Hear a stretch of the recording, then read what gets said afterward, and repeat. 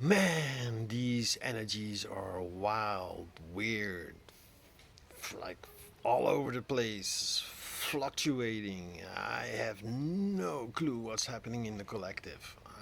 Normally, I'm very well attuned, or I can tune into the collective, but I haven't watched anything or listened to anything except from one long ass podcast, 2.5 hours of basically two guys talking about the stuff they do. And one is a mathematician, and he knows, he has this kind of logic, and he works with his own created AI called architect. And yeah, he's, you know he is unraveling the mystery, the whole Egypt thing, pyramids, nodes, etc. And then there's the other guy. The first guy is Robert Edward Grant, and then the other guy is Le, Matthias de Stefano.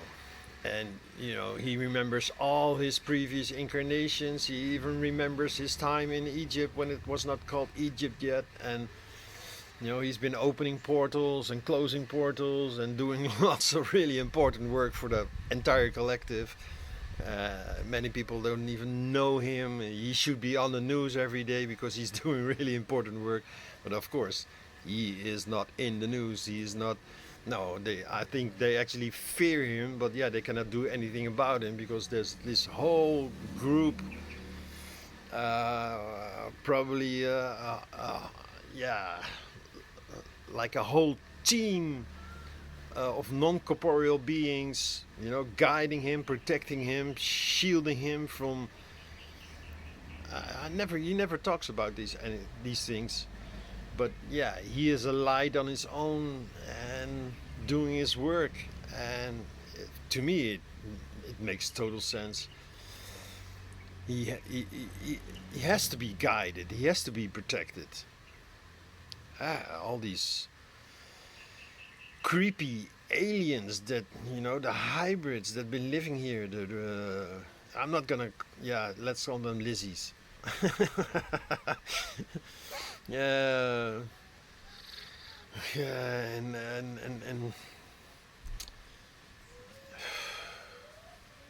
sometimes I find it hard to call them out because I know my videos are being scanned, and then uh, the YouTube algorithm decides, I'm not gonna share this with the public.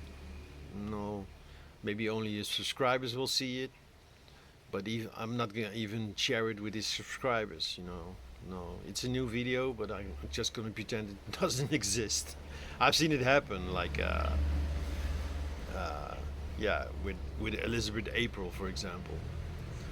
As soon as she posts a video that YouTube cannot like throw out there, like, yes, this is exciting to watch. No, this is dangerous to watch, and it flags it somehow. And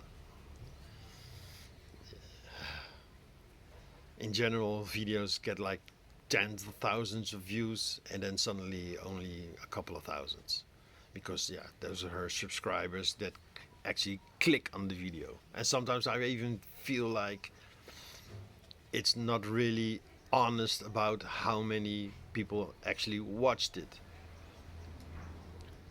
Not sure. Maybe now I am going into the conspiracy theory. Oh, exciting.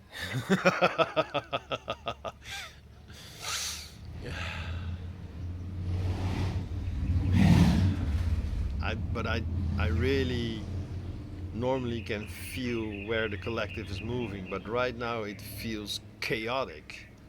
It feels. It probably feels confusing.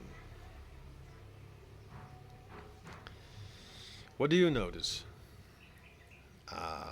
Do you watch the news, or what do you watch? Do you keep track of things? Do you have like favorites, podcasts or YouTubers or maybe some other platform? Do you read a lot? I think in general, my kind of viewers, they don't watch the mainstream news. No, they get you probably get your information from, social media or friends.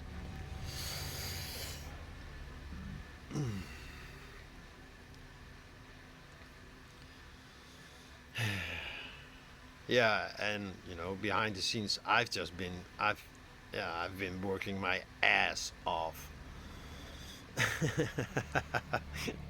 on my own, you know, project. The whole breakup thing is pretty much, yeah, I can sense that. mm, Most of it has been processed, and it's integrating.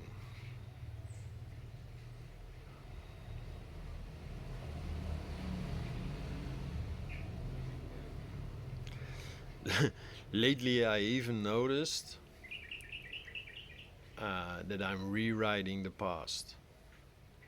So, how I've experienced it before, like, yeah, I can so understand why she acted like this, because she had a really bad childhood. So, yeah, I take into consideration where she is at right now, and yeah, not being aware of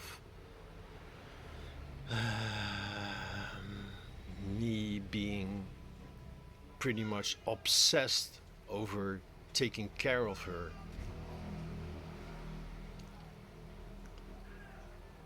I knew it, of course, but yeah, I was living the story of, yeah, uh, we are twin souls. We have this twin soul relationship, these contracts that we're gonna grow together for a while and then perhaps go our separate ways. But that was always, in the future. That was also always like, yeah, that could possibly be going our own separate ways. But at the moment, at that moment, yeah, it was just, we are learning a lot from each other. The whole process that we're going through, I was learning a lot about my person and my soul blueprint, and what was happening in my family line, especially my mother, how I took on beliefs, thought forms, convictions, you know, ways of dealing with things, and yeah, not being aware of.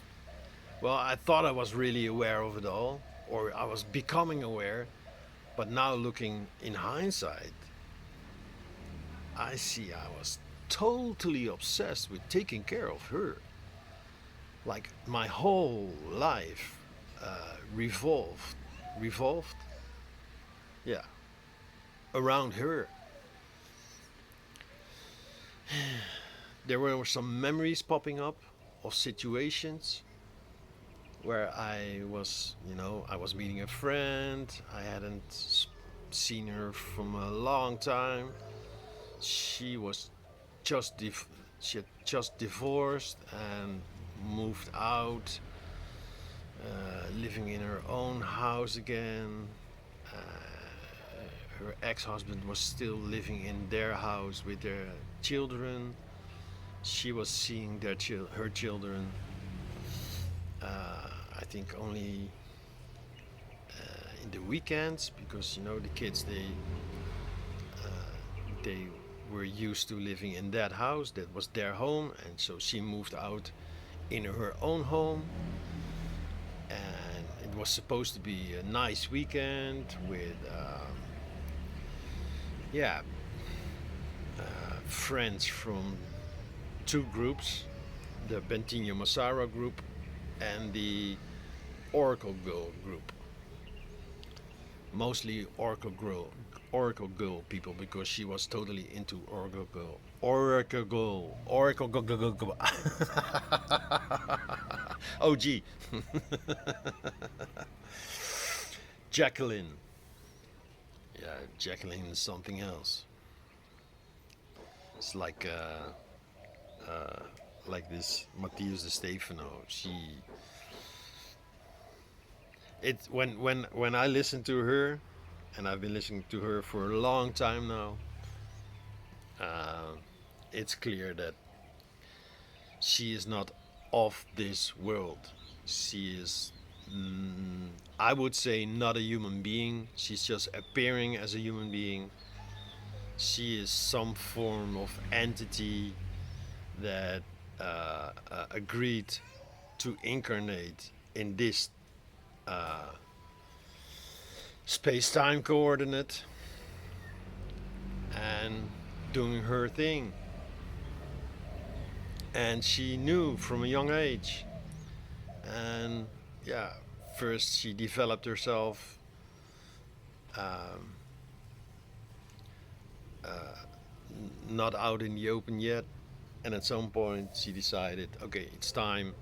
And she started posting videos and, doing things. And everything she does is 100% donation based.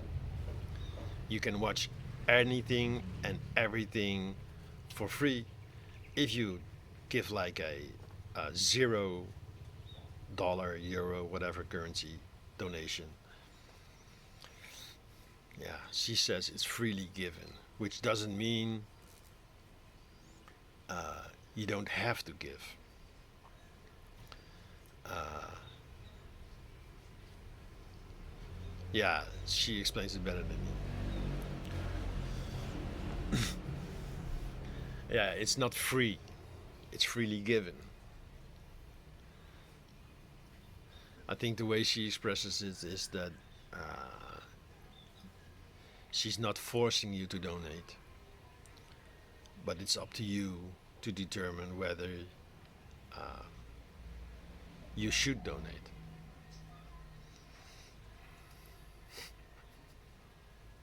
I don't know where did she pop? Ah, right, yeah. So the whole weekend, it was supposed to be a fun weekend, but the moment I arrived there, I didn't feel okay, and yeah, I, I didn't even realize it, but I didn't feel okay with leaving my girlfriend uh, at home alone. That's why I say it was basically an obsession. Like she couldn't survive without me, and of course, it's not just me and not just her. It was the total codependent relationship we had back then.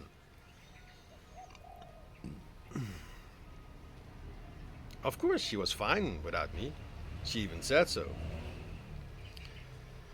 But yeah, the knowledge, the knowing, and I think I could feel this, I could sense this, that I was gonna sleep there with other women, and especially the woman I was visiting. She didn't know her that much, but the way I talked about her, probably she could sense like, yeah, I can feel her. She wants something from me, and yeah, she was right because the moment I told this friend, listen, I'm not gonna stay over. I don't feel so well.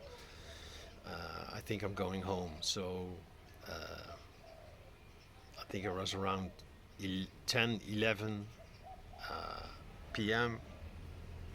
I just jumped into my car and drove straight home, which was like a 1.5 hour drive. And then when I came home, I don't even remember, but I think when I came home, she was just fine. So maybe my ego created the whole story that she cannot be with it without me, and this is codependency. Yeah, I noticed right now I have to be really careful and really aware of that some part of me, some part of my personality, my person, is still trying to blame her somehow, to put it on her.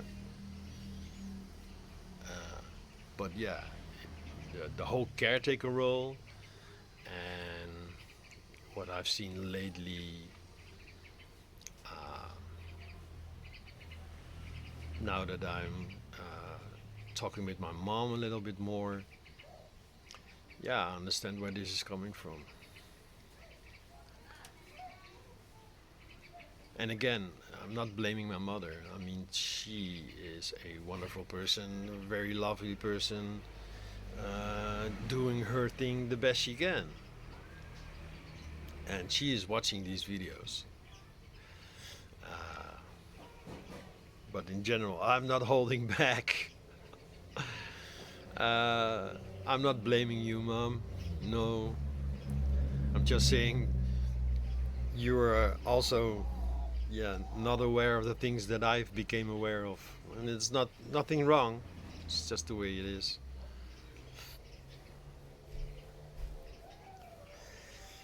This is, why I made a short little video where I ask my audience, you, the viewer, for some feedback on where you are at now on the path of awakening to awareness.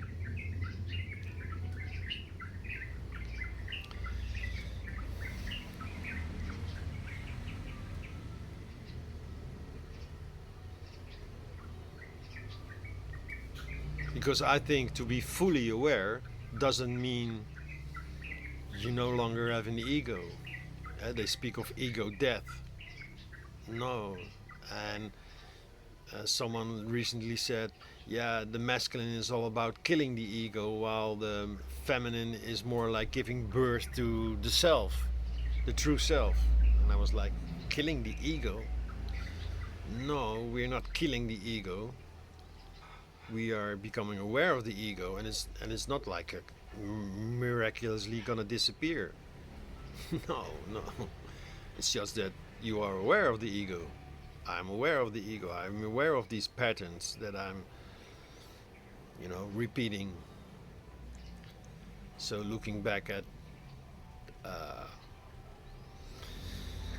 a nearly 6-yearly relationship, I see patterns that I didn't see before. And that's me. That's a funny thing. That's me creating yet another story. Because that's what we do. That's what being human is about at, at the moment. At least that's how I experience it. That's how I look at it. We are becoming aware while being aware. Because the awareness is always there. It's just that, in general, it's whispering. While the ego's very loud.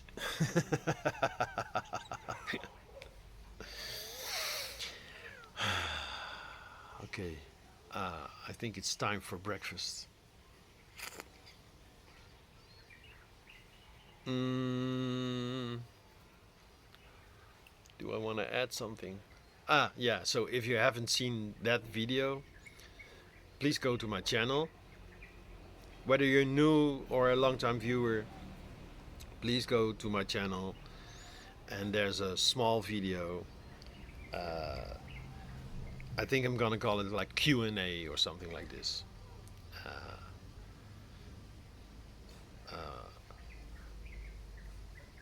I don't know. I don't know what's gonna. It's gonna be a short video where I ask for your feedback. Please watch it and please give your feedback. It would help me a great deal to see where I am at and where you are at, which to me is the most important thing right now. Where are you at? Basically, out of sheer curiosity. All right. Thanks. See you around.